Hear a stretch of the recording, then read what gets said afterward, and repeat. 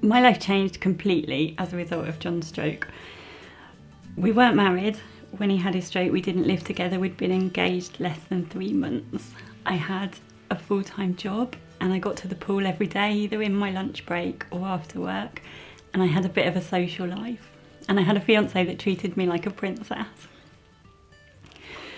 When John came home from hospital 7 weeks after his stroke, I'd moved my son and myself into John's home and I'd given up my work. It became clear to me that I wanted to help the future of stroke. I didn't know how I could help, but I wanted to try. My first Stroke Association volunteering was something I could do from home when John was asleep or watching the football, and it was reviewing stroke-related training courses. Because I could do it online in my own time, it didn't affect my supporting John, but it was making a real difference to the people who were planning those courses to have some lay involvement. We signed up to be volunteers at the beginning of 2014, so it was about 2 years after John's stroke.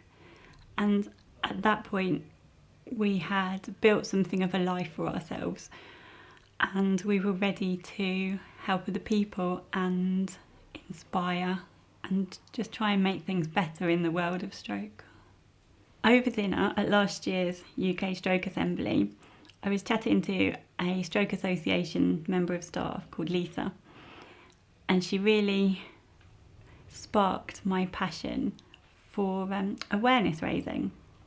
She introduced me to her local equivalent in the area, and that spark has grown into a full-on passion. And luckily, there was just starting in our area a child education project, and as a result of that, I've delivered an interactive presentation to 8 scout troops, educating over 100 children about the brain, about living with a disability, and of course the FAST message. And I think it's really valuable for the children to meet somebody with a disability and see in the flesh that when they're trying to take off and on their shoes and socks with one hand, that actually some people, some stroke survivors, are trying to do it every day with one hand and without any control in the leg either. I think it's really useful for them to meet a real life stroke survivor. It makes me feel hopeful that if stroke affects the families of these children that we're educating, they'll be more prepared than we were.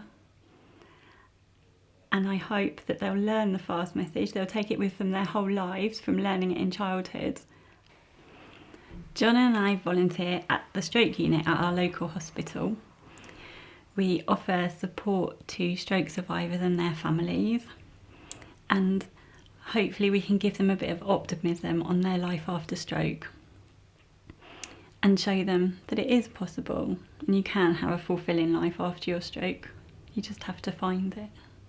Together with Karen, John and I are part of a team trying to set up a singing and sound group in Lincolnshire. John and I tried singing very early on. He could sing familiar songs when he couldn't speak a word. I'm working with a local charity, Soundlinks, who have some amazing accessible instruments. We're hoping to run a group for stroke survivors who can be uplifted by making music, and after 12 sessions they should have a piece of music to take home with them as proof that they've made something. I want the world to understand stroke for so many reasons. That's why I'm educating children across Lincolnshire. That's why I'm wearing purple every day in May.